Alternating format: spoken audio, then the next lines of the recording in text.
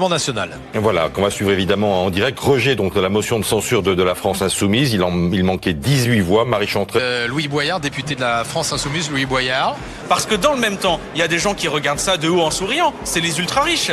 Là aussi, il est le cœur du problème. Quand on élabore un budget, on le fait sur la base de la réalité de la vie des gens. Merci beaucoup, Louis Boyard. Vous avez entendu cet appel aux militants et aux élus socialistes de désobéir à leur direction. On est ici.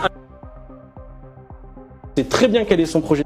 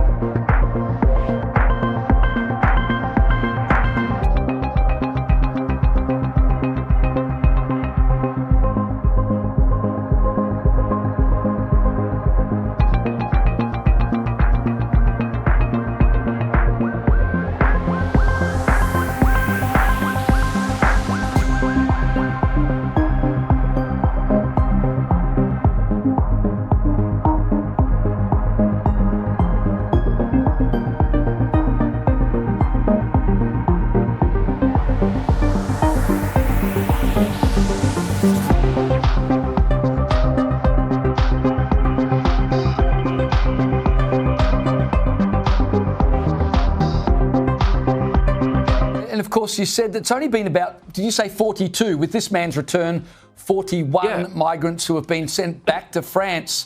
I mean, the Prime Minister made such a big deal of this policy. It's made no difference whatsoever.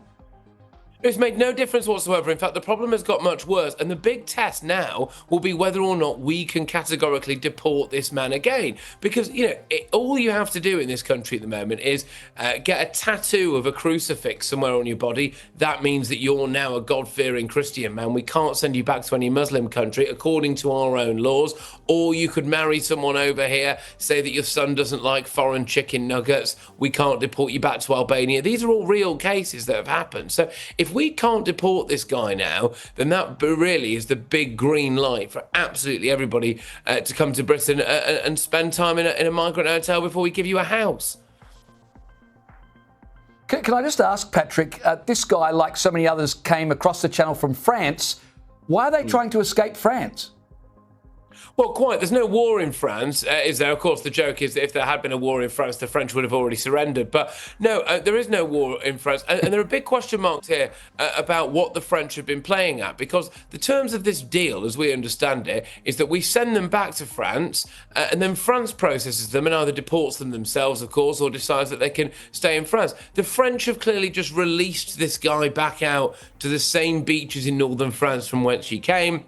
And they're happy to continue doing that. I mean, it is a complete and utter farce. And, you know, the problems of the British public here are absolutely vast. We have had documented cases of ISIS terrorists, Al-Qaeda terrorists, Hamas and Hezbollah terrorists coming across the channel. I'm not saying that this guy's necessarily one of those, of course, but the point is we don't know, do we? And it's just full-blown incompetence, really, from our government and a lack of will from the French, who are supposed to be our allies.